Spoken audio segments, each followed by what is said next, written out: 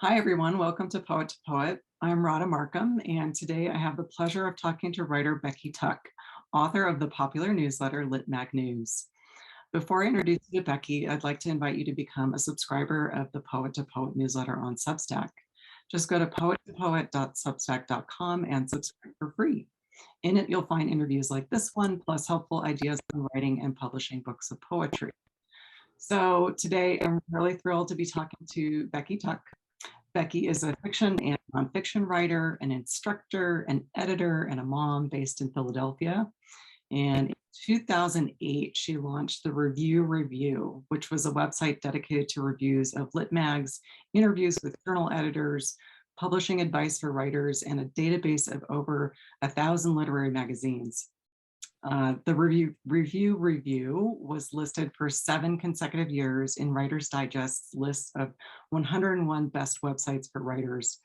And in 2019, she sold the site to Gonzaga University, which carries on the site's mission as a teaching tool for students. So Becky, welcome to Poet. So glad that you're here. Thank you. Thank you so much for inviting me. So for folks who might be unfamiliar with Lipmag News, I'd love for you to just give a quick overview.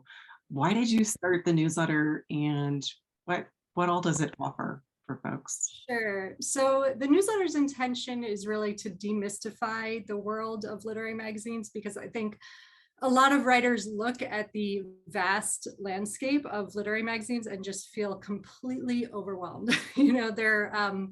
There may be like 5 really prestigious magazines that a lot of writers are competing to get into. We all know about the Paris Review and the New Yorker and the Atlantic and Granta, but beyond that, I mean, there are just thousands of amazing magazines that writers may or may not know about, but it's just like this really overwhelming like forest of Lipmag. So so that was sort of the impetus behind the Review when I started back in 2008, was to kind of guide writers toward finding Lipmags that were appropriate for their work.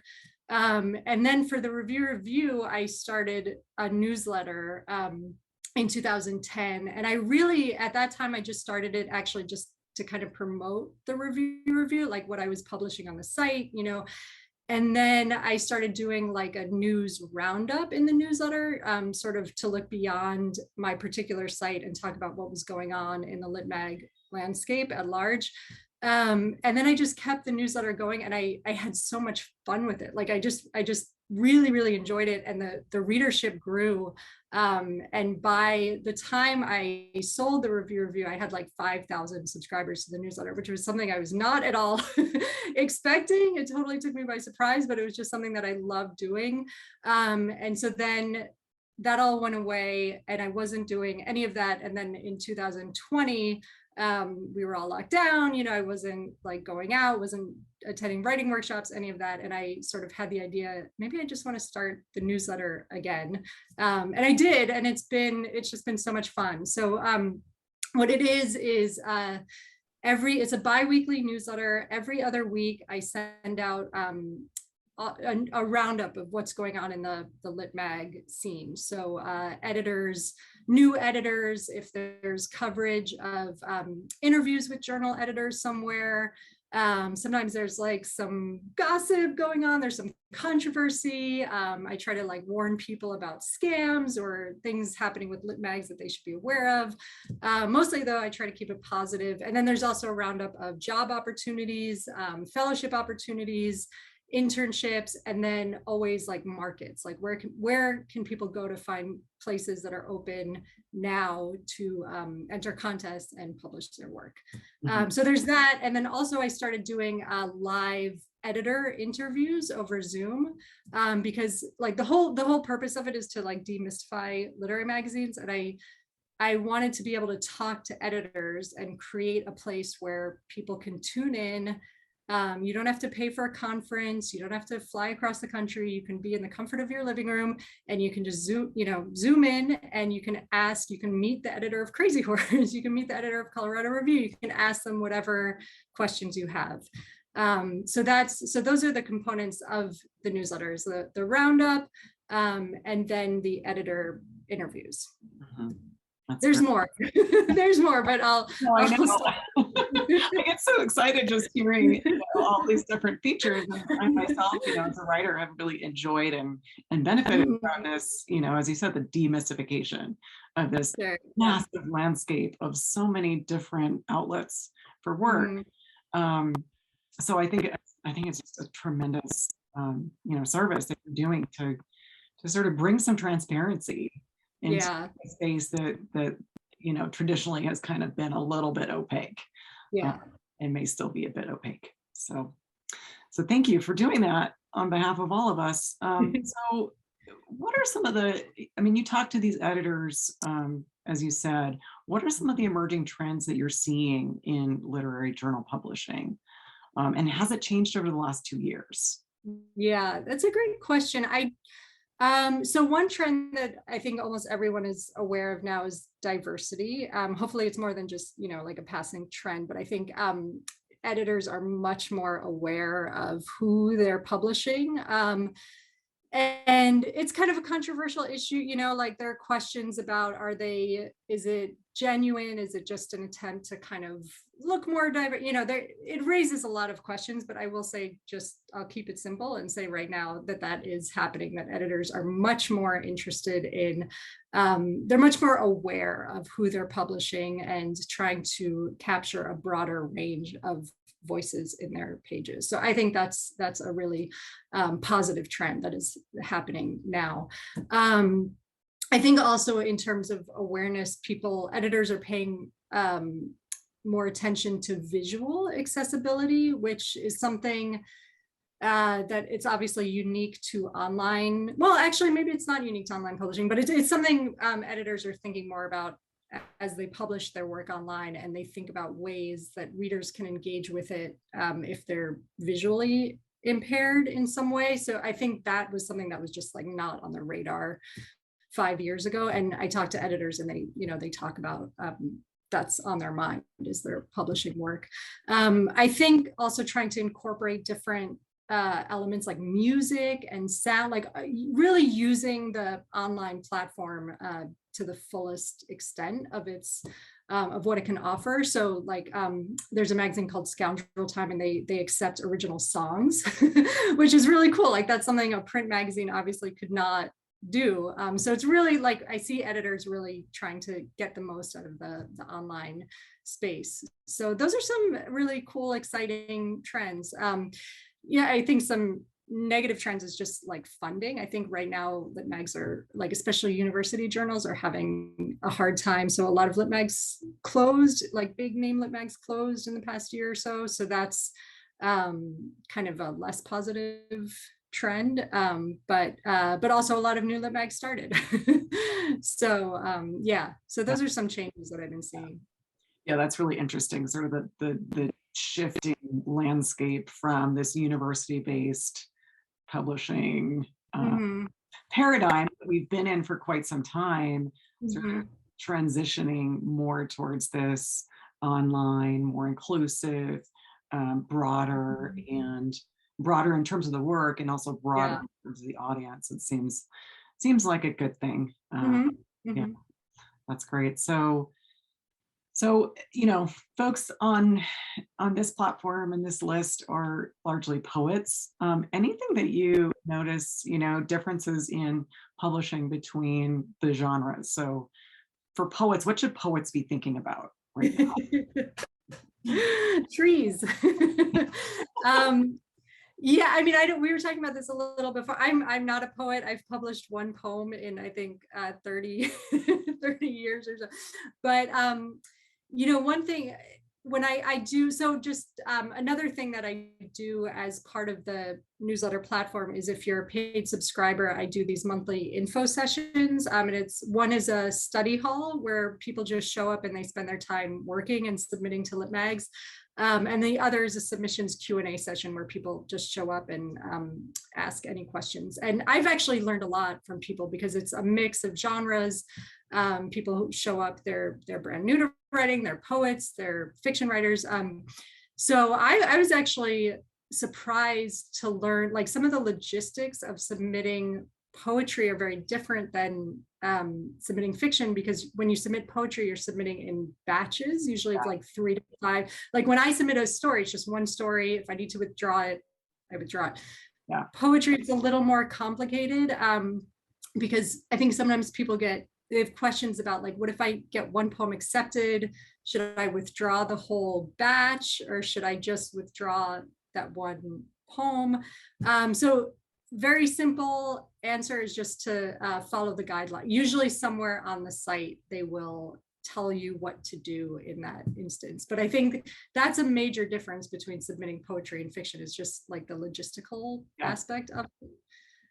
So I would just watch out for that. Make sure you're following the guidelines, and you don't need to withdraw your entire batch of poems. You can withdraw like one poem if you need to.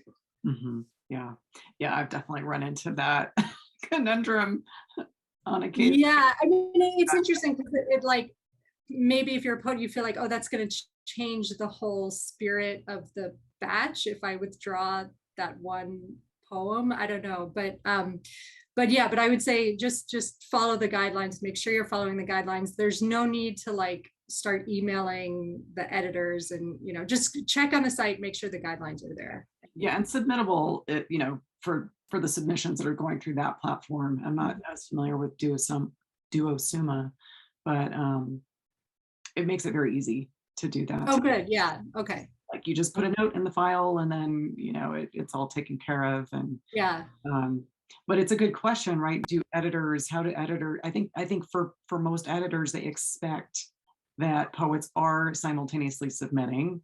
Yes. There are some journals, like you said, that don't accept simultaneous submission. So everyone needs to be mindful of that. But seems like the general atmosphere is one of, okay, yeah, this is going to happen. Poems get accepted somewhere else, and we're going to, just move on with the rest of the batch.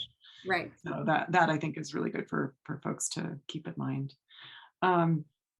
What's some of the best advice you've been surprised to hear from an editor? One thing I have been very surprised to hear and surprised to experience personally is that you should not take form rejection letters to mean anything. I've interviewed so many editors that say, keep trying us. Unless the magazine is like totally different than what you're working on, if it has a totally different aesthetic, that's something else. But if you think the magazine is appropriate for you, if you like the magazine, you like what they publish, you really want to appear there, do not stop submitting to that magazine. So I was really surprised, because I think a lot of writers feel like, oh no, they're going to think I'm hounding them, or they're going to put me on some kind of list, and they're going to be so sick of me, and it's just going to look really bad.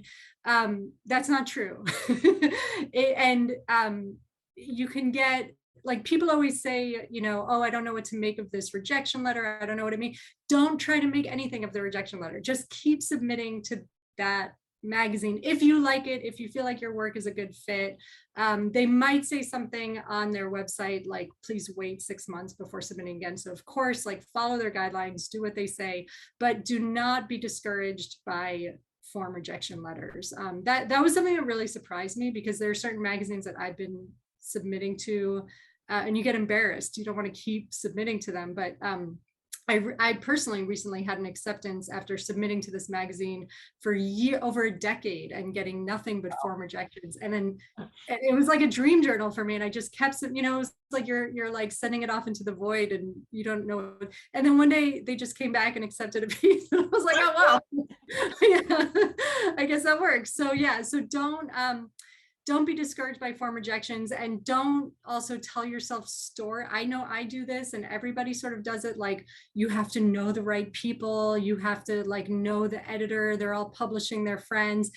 I don't actually think that's happening as much as people think that it's happening. I think it's just hard. It's just really competitive, and it's a tough market, but you don't necessarily need some kind of like special insider access.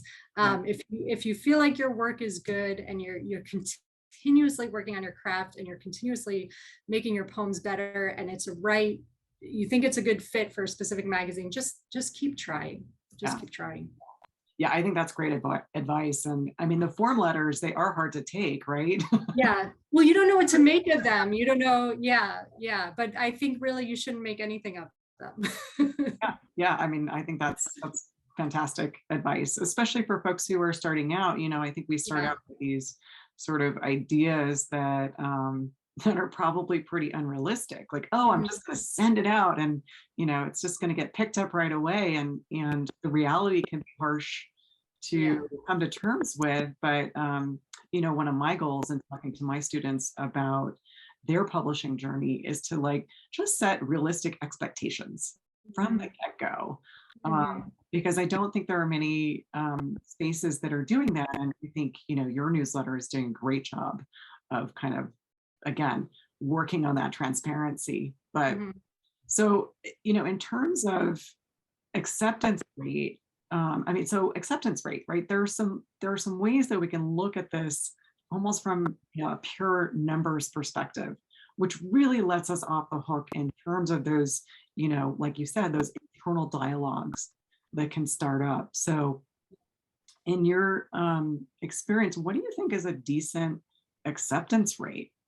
You know, what's something realistic to shoot for when you're starting out or as you're building, you know, towards more publication? Do you mean an acceptance rate like a journal's acceptance rate, or like what should No, be like, your like what would be like if you send out, you know, 10 submissions or 100 submissions, like is there a number, like a formula that you would suggest to somebody starting out, like, hey, if you get 1 in 100 published, that's right? really good. That's so interesting, because I've been talking to so many people about different approaches to submitting, and I'm learning like some people are big data people and I am not a data person. So what I tell people isn't so much based on like the percentage of acceptances you get, but if you've had a piece read by 2 readers and they give you a thumbs up, just don't stop sending that piece out ever. You know, like it may take over a year. I've had a story accepted that was with a magazine for 13 months, which is just a really long time. Yeah, that's wild. But it can take a really long time just to go through the submitting process. You know, they're taking a long time to read the work. You're taking a long time to find the magazines and sending stuff out. So it can take over a year to place something. But if you if it's been read by at least 2 people, at least 2 trusted readers, and they've given you a thumbs up and you feel good about the piece, just, you know, keep sending. It can take a very long time. But so, yeah, so I think about it more in those terms rather than like acceptance rate. But I think if you're on the right track, if you're starting to get like personal notes from editors, that can be a sign that you're on the right track with your work. And, you know, I would also say, like, try, if you're just starting out, like, don't set yourself up for failure, because it goes to what you were saying before about getting discouraged. Like, you can so easily submit to like really competitive magazines and then they reject your work and you stop submitting. So you need to know like kind of where to begin.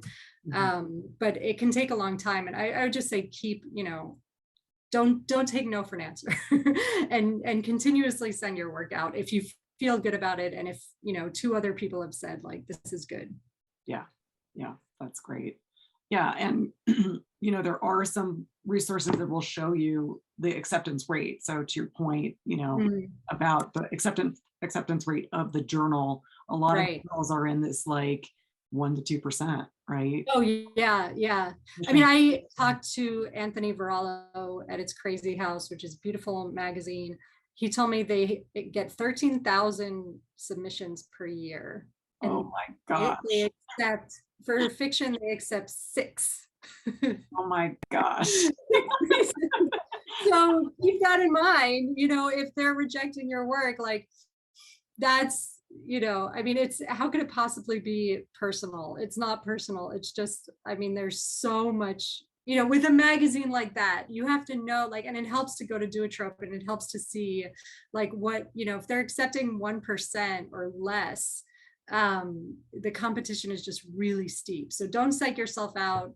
And just keep submitting, and find magazines that are not only appropriate in aesthetic, but appropriate in where you're at, like you're sort of realistic for you, where you are in your writing. Yeah, yeah, great. So maybe to finish off, I'd love to ask you this question that I get a lot from from my students and just peers and so forth. And I think you're a person who, like me, balances a lot professionally and creatively. So any advice for those of us who find ourselves in this position where we're stretched between our various commitments? I mean, it's a lot of work, right? Yeah. This business of submitting. Yeah. So any advice? Yeah, I mean, well, one thing, I mean, I started doing the submission study halls because I found that there are people, including myself, who say they want to submit, but they won't submit unless they're surrounded by supportive people and they actually make time to sit down and do it. So coming out to one of those study hall sessions, or find your own group to hold you accountable, and make sure, like, okay, every Sunday we're gonna have tea, we're gonna have martinis, whatever it is, we're gonna make it fun, we're all gonna get together over Zoom or in person, and we're gonna all send out our work. So something like that, in terms of holding you accountable for the submissions process and just making it more fun. And then in terms of balancing it, that is a very good question. I am not always great with the balance. My house is very messy. There's always something that's, it's just like a matter of deciding your priorities. Like, am I going to empty the dishwasher, or am I going to like finish my chapter on my book? I guess I would say, don't be too hard on yourself, and find pockets.